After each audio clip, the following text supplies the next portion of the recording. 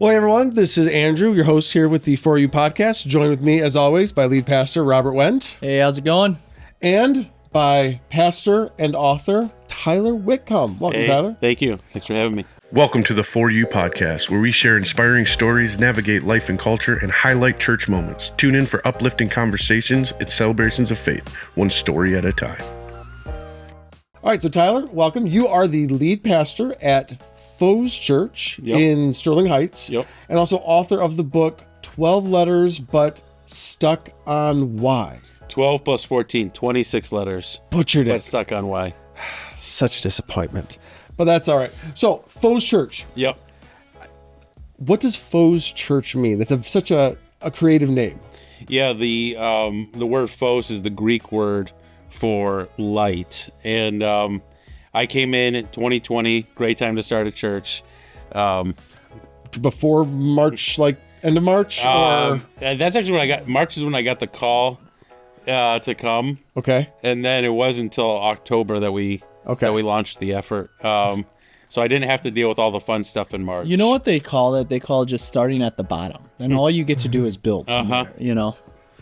So yeah, people were ready for some changes. So we did a revitalization effort, but I saw a church that was filled with gray hairs, and there's nothing wrong with gray hairs, but if you don't have any younger generations coming up, then eventually you die, literally. And I've always heard that it said, if you don't evangelize, you'll fossilize. And so I saw a church that drifted into the shadows of the community it was in.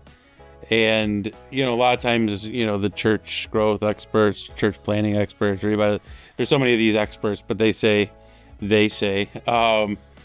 know, that you're supposed to change the name when you're doing a new effort. And so I wanted a name that was going to cause people that were driving by to maybe say, hey, what is that? Like, that's something different. You know, pop a little more within the community that it sits in. It's funny. I was actually talking to someone, and I forget who it even was. They were telling me, oh, we've been checking out these churches and going to these different churches. I said, well, have you checked out Phos? Because they listed all the churches on the road. I'm like, no, but we thought it was like a foreign church. Yeah. Well, this is up for debate still. I've had some people in the Middle Eastern community tell me that Phos in Arabic is like crap. So if you're listening, please feel free to send me an email, tyler@phos.church, and let me know if that's real or not. Tyler@crap.church. All right, got it. Which church you go to? Oh, that crap church down the road. But, all right, so you said revitalize. Yep. Because we've heard that phrase a lot, you know, the revitalize and replant. So I guess give us a functional definition of what that means, because some people listening might not understand it, and how that kind of works, or how that's different. Because you were called to be a pastor to a church that was already established. Yep. And so walk through the process. So I think a revitalization effort typically looks like you have new leadership, kind of a new team at the helm with a new vision for the direction of the church. And, you know, the whole ministry philosophy, your whole strategy is now just different. Okay. So the state of the church at that time was literally just trying to keep the doors open, keep things afloat. They had an interim that had come out of retirement strictly to do some pulpit fill, really. Okay. So it was kind of like it was a blank slate. And so in a lot of ways it felt like a church plant because it wasn't like I was having to change a whole lot. It was just kind of like go with what you want. So there wasn't a lot to be undone. There just wasn't anything really happening. Okay. And so I came in 2020. I had just some friends that I was running with, and we kind of put together our own ministry strategy and kind of launched in with our church. Very good. All right, now with the ministries you've been in, did you basically just keep doing what you were doing, or it's like, okay, I'm now lead pastor here, I need to change my approach to how I do things? How did you kind of go through that, like mentally, how you approached it? Yeah, we definitely knew you couldn't, you know, the ministries I had been a part of a young adult ministry, and, you know, doing young adults and then being a pastor of a multi-generational church, it just looks different. But a lot of the bones that would still be there. You know, I wanted to have an excellent Sunday morning. I wanted it to be that if somebody was coming in, they were leaving with, I'll preface before I say that, my philosophy was, I wanted to undersell and over-deliver. Okay. Like, I didn't want to create so much hype around Phos that somebody was going to come in and have this expectation they were going to have this, like, earth-shattering moment happen, and then it didn't, and then they would leave thinking, well, it's okay, but it didn't live up to the hype, maybe, you know. So I wanted them to come in and think, oh, this is better than I expected. So I wanted an excellent Sunday morning, but I also didn't want to hype it. Okay. And we really wanted to form community, so we did a lot of efforts around forming a community there before we would dive into a lot of programs, because I think programs are fine if you have the community for it, but if you don't have the community for it, it's kind of, a lot of them will just kind of fall on their face. Okay. So now, here's the blessing and the curse question. Robert, you can probably jump in on this too. Pretty much every church got knocked down with 2020 COVID stuff. Whether people leaving, not coming back, all the stuff that went on with it. So pretty much almost everybody kind of seemed to be a revitalized replant coming out of COVID. Do you think that was a real blessing, and that a lot of the things you wanted to do, you had a little bit more time to do it? And even you, Robert, with here, what changes did you see with stuff? Okay, we can change what we're doing now because of this kind of reset that everybody gets to have. Either one of you want to start off? I guess I'm up. No, I mean, for our story, though, as a church, is a little different because we had been in the whole revitalization process, kind of going through really the long, drawn-out process of it, little by little, chipping away. And so COVID was a blessing for our church because it actually is the time that I believe, like, it really kind of just finally said, okay, what are we going to be? Who are we going to be? And finally define that. I remember it was November of 2019, and our church was in a tough spot. Like, without, boring everyone with the details, it was in one of those spots that, like, I was up at night, like, I can't tell my wife about this situation, but, like, are we gonna make it? That kind of thing. And now I look at where we are now in 2024, and you wouldn't even know that time existed, right? Like, God's done an immeasurable work and just blessed us. And so I think what it did is it really was like a lot of sheep kind of moved around in the sheep pen, is the best way to put it. And while I'm saddened by some of the people who got disconnected from church, and I would love to see people get connected more to church, I saw two things happen. If people didn't like church because of the way church was being done, they found a church where they went, where they liked how church was being done at that church. And so you kind of got all those church shoppers out of the way. And then what we've seen from post-COVID to now is there's a hunger for truth. And people are starting to say, okay, what the world's been feeding us hasn't been answering these questions. And we've seen a lot of people come and they're like, we've read the Bible, we've encountered Jesus, like, we're having these moments where we're coming to faith, but we have no church understanding or we have no church home. And so it's been really awesome because our church has kind of changed into that place where we've doubled down on what does it look like to actually disciple people in the ways of God. And it's allowed us to get to what I would say is the root of what the early church was like and function much more like that than trying to be the church of the 80s, the 90s, kind of that movement that had happened during that time. So it kind of helped get back to the basics, at least is what I think happened for us. I know Phos, we've had conversations very similar in ways. We've started Bible institutes at our churches. We call it a Fellowship Bible Institute. You call it a Phos Growth Institute. But the same premise is get deeper into the Word, leadership development. We've gotten and doubled down in preaching through just the Bible because people just want to know the Word of God. And so those kind of things, I think that year really shaped and defined it. I took enough time though. Yeah. Go ahead. Yeah. I think that it was incredibly hard. While similar experiences, but as Robert shared, you guys were already way into it, into the revitalizing effort.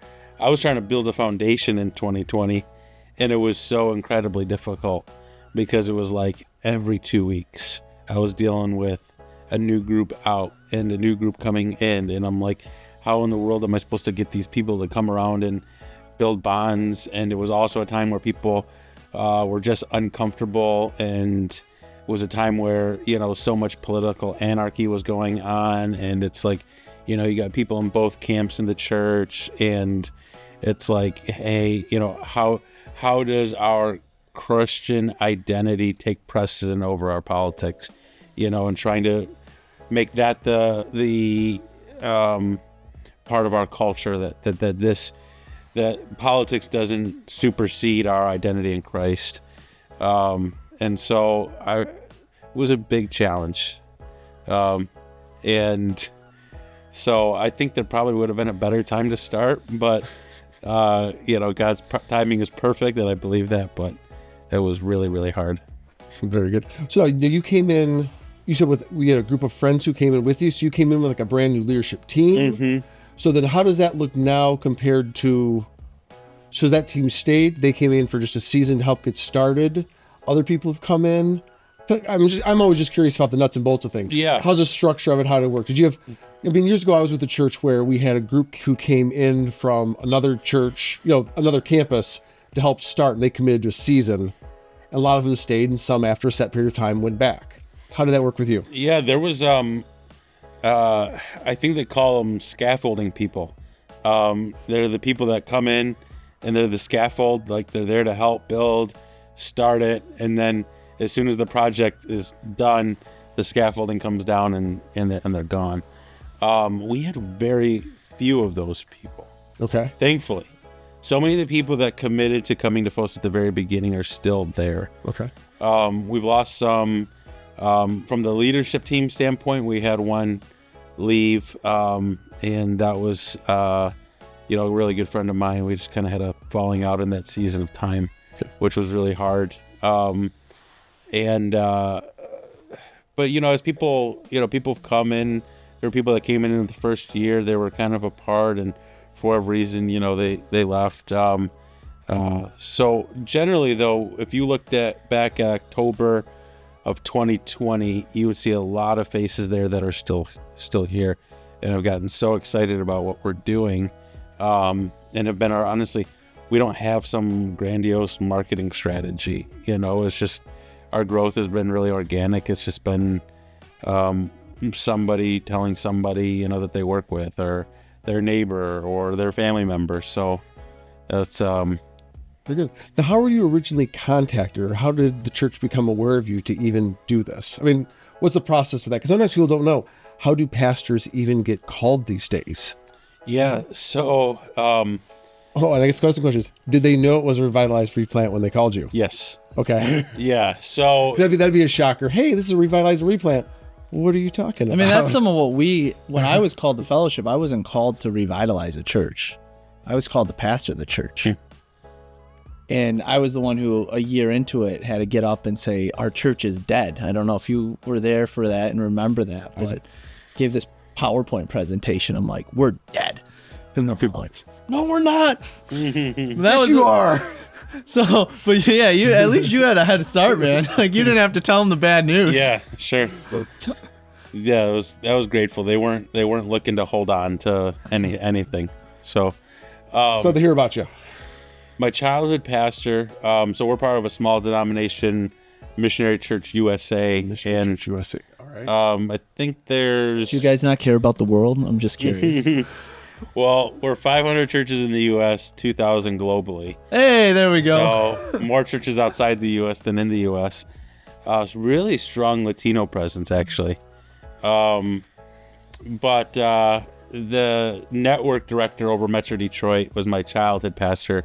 When he retired, he took the job with the denomination to fill that role. He officiated my wedding a year and a half ago, and he called me 4 years ago and said, hey, I know you're doing the college young adult thing, but how about, kind of launching a church? And he's like, well, we'll give you the keys, essentially. He's like, there's not a not a whole lot going on there. So how many? It's like, all right. So what questions did you ask before you? So when they looked for you, so now you're like, okay, let me evaluate this. What metrics to go by? You know, like, all right. You know, obviously, the Lord's leading. We do all that's given. But in terms of, okay, what are the bones I'm looking at to see if this is a good idea for my next ministry step? I wanted to know what kind of autonomy I'd be able to have, you know, within a denomination. I don't know how. I didn't know how it functioned, you know, that kind of stuff. And then I talked with the interim that was kind of holding things up, and I just asked him, like, point blank. I said, "Is this church ready for change?" And you know, really sweet gentleman. You know, he's older. Probably I think in his mid-70s at that time, and he comes and he says, "Oh yeah, they're so ready." He goes, "You know, I moved the teen room that was up there. I moved it down to this down this hallway." He goes, "We did lose one family because of that." And I was like, "Oh, hey, we're thinking of totally. I'm gonna change everything, and not about classroom location. Like, we're gonna change the name on the front lawn. We're gonna."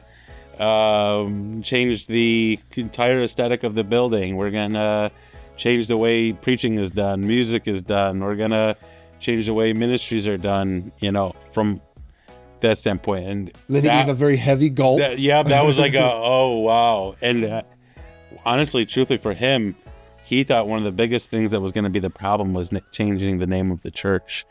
So you know, I let him know this is the name I'm thinking. Phos, and I want us to be a light in the community. Well, he named this church back in the 90s. Oh, so there's a lot of ownership with that. Yeah, and so it was. So basically, you were telling him his baby was kind of ugly. Oh, the baby just grew up. Yeah, and the baby just was ready for a little bit of a change, a makeover. Yeah. So, yep. That's how they heard about me, and those were some of the questions I had right away. Very good. You know, am I going to be spilling blood, sweat, and tears just to turn the wheel? You know, not even.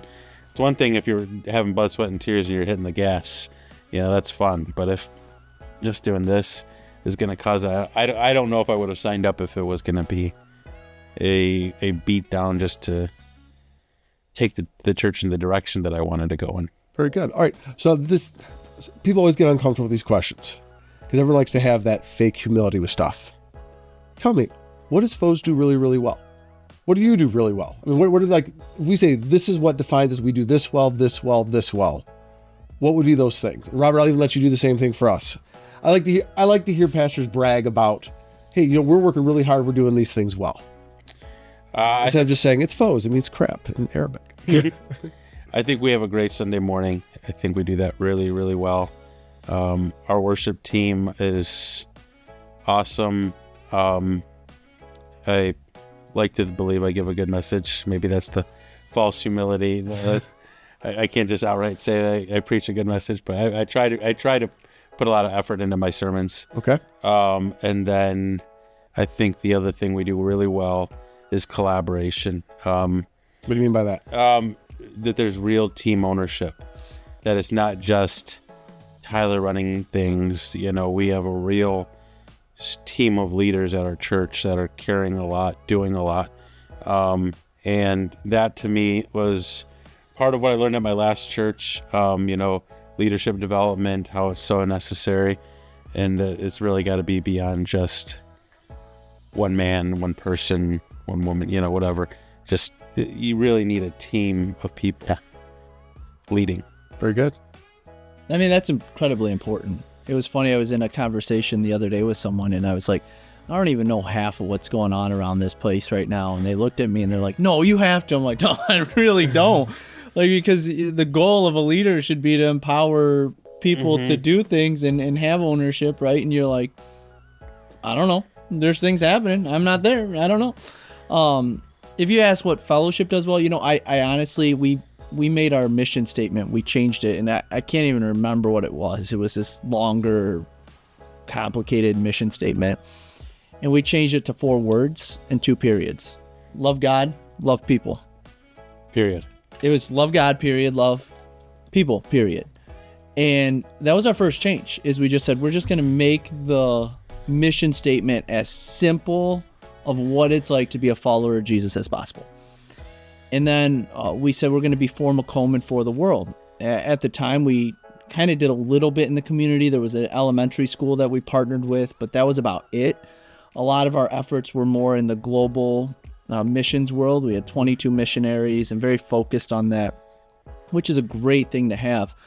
But we were starving our ability to grow here because we weren't loving our community here. And I've just seen over the years, our church just rally around so many different ways to love our community. I was thinking just this past Easter, we always have a big Easter like breakfast, and we had extra food this year. And they came up to me and they're like, hey, can we just give this to like the police department? Like, can we give the extra food to our police department? And it was pretty awesome because like that wasn't something that I was like, oh yeah, go help them, or oh, like it just is built into the DNA now of we're just going to take extra and we're going to bless someone or some people or organizations in our community.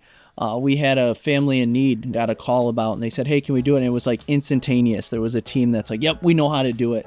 And so just being able to see our church get to the place where now we truly have people who are refugees, immigrants in our church, right? A few years ago, we weren't prepared for that. But now we know, okay, if God is for people, we're going to be for them. And so it's been really awesome to see. I think that's how we step up really well. Good. In serving and loving on people. Very good. All right, so now both of you, younger pastors, and that you're not boomers, here in Sterling Heights in the area. How do you see me? Obviously, both seem to have the emphasis on discipleship and teaching the word and doing those things. How do you see, not necessarily your role, but the importance of what you as younger pastors with churches in Sterling Heights, what do you see the focuses for discipleship of what you can do or how you need to approach things in this community to basically just to say, let's win Sterling Heights with the gospel of Jesus Christ? What are the approaches that you see we need to do? What are things you've seen in the past that people have tried that haven't worked? Just as you guys are going to be leaders here for the next 30, 40 years, what course do you see us needing to follow in the short term and long term? My personal belief is that the church has to be boots on the ground in the community. And so as, Robert was just sharing all the emphasis that fellowship has, I think that is got to be the future for the church, because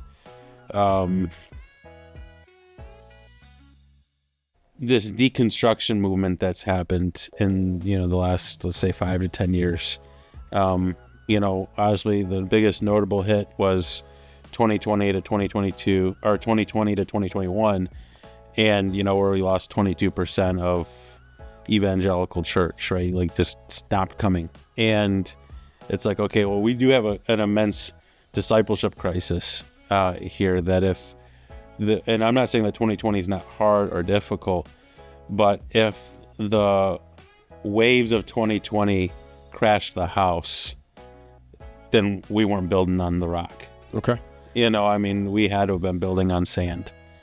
And so I think in our efforts of Phos Growth Institute or Fellowship Bible Institute, I think these efforts of getting people to have roots and a foundation and to be strong in their faith, it has to not just be some intellectual growth, but it has to be the equipping of the believer for every good work. Like if faith doesn't lead to work, James says it's dead.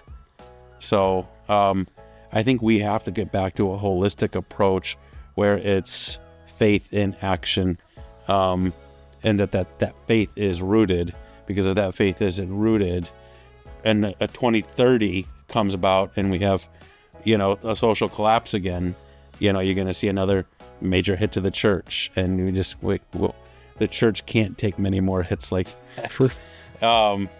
Well, it can if it's built for them. Mm-hmm. Right. And I would go as far to say I think 2020 exposed the childlike ways of our churches, or maybe the immaturity of our churches or the lack of discipleship in our churches.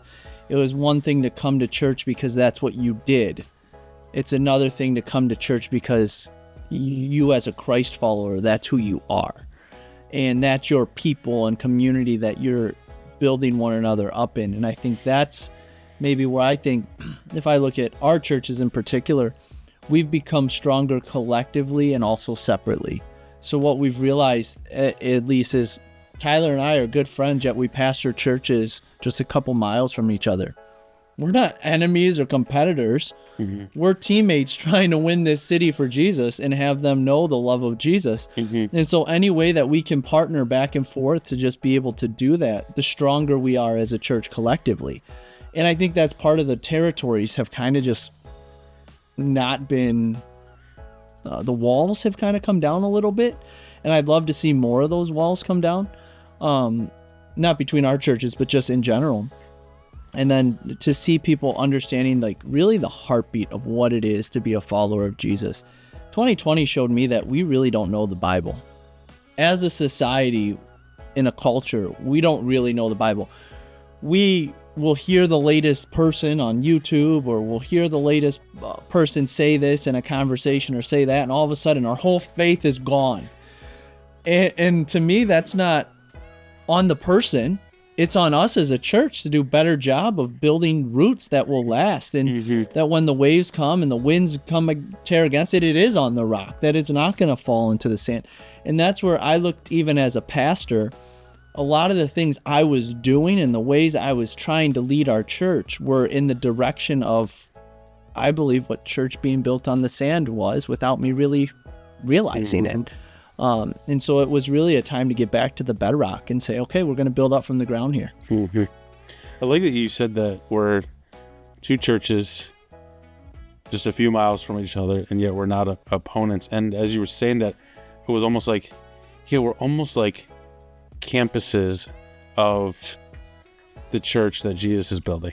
There you go. Like, except you just got the name crap, and I don't. I know. We live in a world where you have these mega churches and they're multi-site, and it's like, really, when you really think about it, you boil it all down and you take away church names and things like that. We are multi-site. We are the multi-site church of Metro Detroit, Sterling Heights. Yep. It's the one church. It brought me so much joy yesterday or the other day when it was Easter, I'm driving home. And as I'm driving to our next thing, we didn't have a ton of services here at our church, but there were churches that did.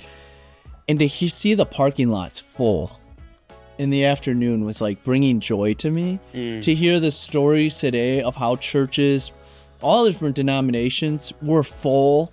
Yes, like for Easter Sunday, I was like, my goodness, like that is so exciting. Yeah. That I truly believe God is building his kingdom. And people don't know what's going to happen next. It's going to be amazing. Mm-hmm. Well, probably a faithful statement is sometimes we pay too much attention to the news and all the bad news. Like, for example, the deconstruction and topics that you hear of people walking away from their faith or the decline in the church. But they also don't realize God's going to be successful and the church is going to grow and the gates of hell aren't going to stand against us. Mm-hmm. There's actually a lot more of us than we probably give ourselves credit for. And a lot more power if we did have maybe some unification and friendly competition, but a friendly demeanor of working together towards those goals. Just always, again, you grew up in churches where it's a lot of that. You can't help it. There's some of that competition, because if you ever get together with a room of pastors, I know it's not you guys, but it's always like, well, how many did you have on Sunday? And then they always inflate it. It's always inflated a little bit. But the thing is, I think at least in our community here, we're having, I see an effort to really collectively grow churches together. And that's where I give a shout out to just, we have a group of us that meet, and we're all different denominations, but I could say not one of us is like, well, I'm in competition with the other. We're like, how can we get the gospel out to as many people as possible? Because that's really what we want. We want people to know the love of God, that he loves them so much that he's for them, and he's looking after them, and that's just exciting. So I really get excited about when I hear all this stuff happening at Phos. So that's why I'm so glad you're here, Tyler. Thanks for having me. I'm glad to be here. Very good. All right, so let's transition briefly to your book. I'm going to attempt to get the title right. Sure. 26 letters stuck on why. But stuck on what? I added it. That's 2 fails. That's 2. All right, so When you finish out, just be like, and again, you can order Tyler Whitcomb's book, 26 letters but stuck it. We'll give you one 26 letters, We'll but give it one stuck more. on If why. not, our producer Michael is gonna have to take over your seat. We'll do like that the Japanese dub. We're going to see and he'll just say it over it. All right, so tell us a little bit about the book. Yeah, the book is about was a decade in the making. Okay. I mean, I wasn't typing it out for 10 years, but I had a surgery go bad in 2014, and there was a bowel resection. They took out a bunch of stuff, and had a ton of complications. They took a lot of folks out. Yep, they took a lot of Phos out, and I was in the hospital for 2 months. Ouch. Troy Beaumont for 2 months, and I was having abdominal blockages and obstructions and all this kind of complications from the surgery. And it was in that time that I just hit my emotionally lowest, spiritually lowest, physically lowest. And, it was about a month in, though, where, I got some really good counsel while I was in the hospital from that childhood pastor. But he pointed me in a direction to a guy who was a pastor that was going through brain cancer down in Dallas, kind of a mainstream preacher, Matt Chandler. Okay. And they came across his ministry, and wow, I never heard somebody preach like that before. I mean, he was going through his cancer, so he had a bald head, scar going down his head, and brain cancer survivor. But I was like, I'd never seen somebody talk about God's glory the way he was doing it. And so the second month of the hospital, I mean, I'm digging into the Word, I'm watching sermons, and ultimately, I felt at leaving the hospital, I thought, God's going to use me in ministry. I'm going to be a mouthpiece for Him. And so it was through pain that God was giving me a platform to speak for Him. But I didn't necessarily know how it all looked. But I was really intrigued with suffering. And I always thought that my ministry would be really pointed or geared towards sufferers, people that had gone through things. And I, being 19 and young and naive, I just thought, I thought I was the unicorn, that I had this unique moment of suffering that nobody else had.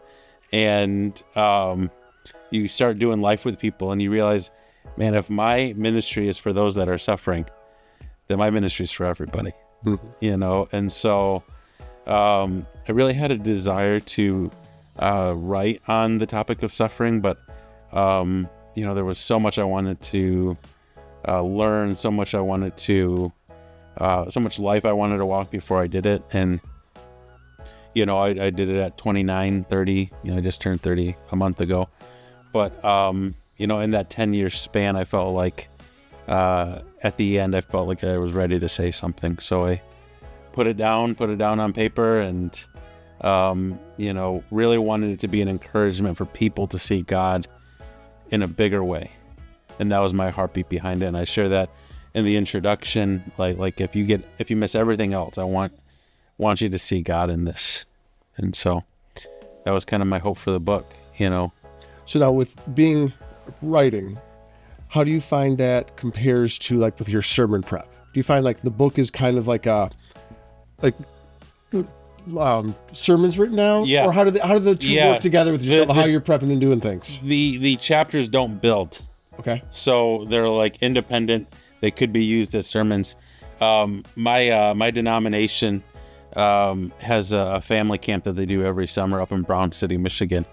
And so last year in the summer, they had me speaking for our young adults and then a couple of main sessions. And I literally the book hadn't been published yet, but I had all of the manuscript. So I literally just preached the book, wherever they had me at, if it was for the young adults or if it was for main session, it was just what chapter am I going to use? Very good. So how's the response been to the book? It's been really good. I used a hybrid publisher. and they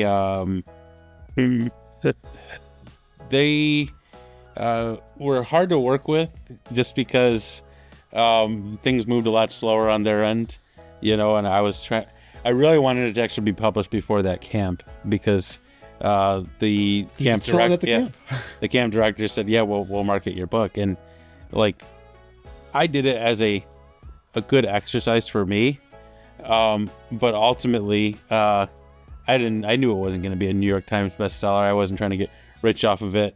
Really, my wife and I sat down and we said, well, there is money expected up front to do this, so it was like, as long as we don't lose money, we'll be good. And so we've made that portion happen. Okay. Made some money, not much, but I think if I could do it all differently again, I probably would have gone with a different publishing house than the one I did. So now, are you thinking of writing another book? Yes, I love writing, but I don't have the next thing locked up, ready to go, or anything like that. So, but I do love writing. It was very enjoyable for me. Very good, very good. Now, Robert, you're still toying with writing a book, aren't you? Yeah, I've started like 5, I think. No, I may have something coming down the pipeline. Got a few chapters in on one. Nice. So. Very good. His just isn't theological. It's fictitious. It's like a playoff of Harry Potter. Yeah, I wish I had. He wants to uproar the Christian community again. I wish I had that kind of skill. Some C.S. Lewis Narnia or something. Yeah. No, that's not happening. The heartbeat behind this is more. Right now, we give all of our first-time visitors a book, and to me, there'd be something about it being actually from our church, from me, than it being from some other pastor in some other state at some other church. Mm-hmm. And so that's really the heartbeat behind what I'm writing, why I'm writing it. And the other heartbeat is just kind of behind my kids. They're getting older, and I'm starting to ask those questions. Well, what are they going to know of their dad? It sounds sometimes morbid to think of your legacy, but I want my kids to know how much I love Jesus. And so just being able to help them see that, to be able to understand that, and then hopefully, anyone else who reads it outside of my family and my mom, hopefully they get to see Jesus too in that way. But that's the heartbeat. Don't have a title. Working through all of that, but I can say it's all based on the fruit of the Spirit. And so very good. We'll see some of that coming up. Very good. All right, well, Tyler, as we start wrapping up here, what we like to do is we like to ask a lot of rapid fire questions. Now, we call it rapid fire because that's the joke, because I'll ask you the question. We can talk about it all we want. Kind of a set list that we have with some people. I mix it up every once in a while because we just want to get to know you. And plus, the people listening to this, a lot of them will be on your, maybe your church people who might not know things about you. So here you go. Question number 1. Yep. What is your favorite beverage? My favorite beverage is Diet Coke. Been drinking it for years. I know that it's super healthy for you. No, I know it's not healthy for you. Just can't quite kick it. But yeah, favorite beverage, Diet Coke. Very good. All right, what is your favorite English translation of the Bible? I love the New Living Translation, actually, because I think it does a great job with translation and interpretation, like as a hybrid. I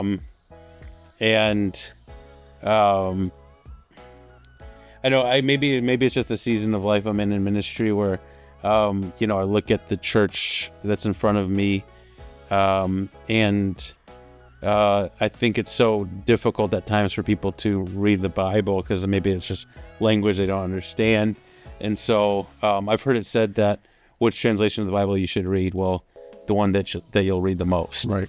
And so that's really, I've loved reading the New Living because of that. It's really palatable. When it comes to theological accuracy, I think obviously you'd probably go with something that's more like NASB or ESV, but I really like the NLT for those reasons. Very good. All right. So what song do you have on repeat right now? Or if you're not a music guy, what podcast are you listening to the most?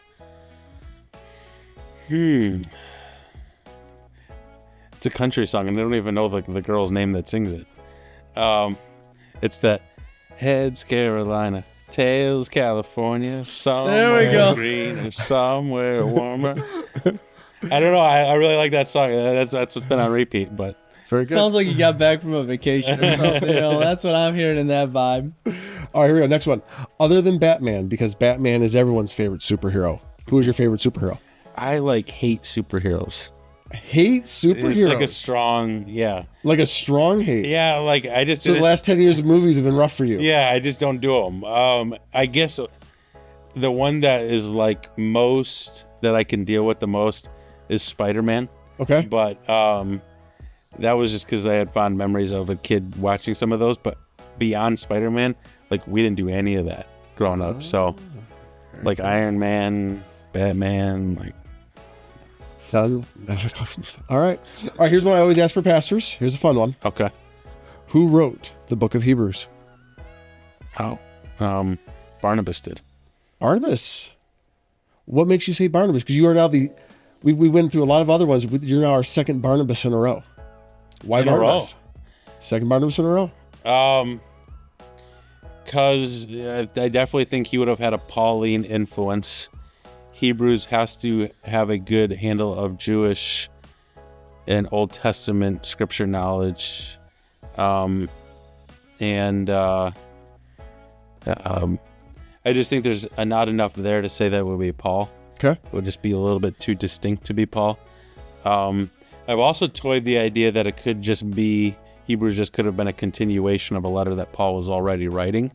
But if it really was a distinct letter of its own, I would tend to think it might be Barnabas. All right. Interesting. All right. I had to be really careful because, we just got out of Easter weekend. I almost said Barabbas. Barabbas did not write Hebrews. Very good. All right. What book are you reading right now? The 5 Levels of Leadership by John Maxwell. Oh, this is his original one? All of his are leadership ones. They're all It was the 10-year edition one. Okay. I just got down Audible and just started listening to it. Very good. I just finished How to Know a Person by David Brooks, who was a New York Times columnist, but that was a really, really good book. Very good. All right. And last one. What is something that you are excited about right now? There's no parameters on that. Just something you're excited about. Something I'm excited about. My wife and I, we had sat down with the financial planner not terribly long ago, kind of set out some of our goals. Well, one of the things that we wanted to do was be mortgage free in 10 years, and Nice. was not going to happen in the house we were living in, and we just sold. And so there's a lot of excitement to know where we're going next. Nice. Congratulations. So most nights I'm sitting up on Zillow scrolling through, and that's just been kind of fun to do. Very good. All right. Robert, any closing thoughts or anything from you? No, I think Tyler has all the wisdom right now in this room, so we'll just leave it at that. Thank you for coming in. Really Thanks for having me. appreciate the ministry that you're doing. I appreciate your friendship. I appreciate all that Phos is doing. Really excited about what God's ultimately doing through it. So, thanks, Andrew, as always. Best host we could have, right? Yep. Or the most recent. All right, Dot, how can people get a hold of you? How can they find out more about Phos Church and also the book?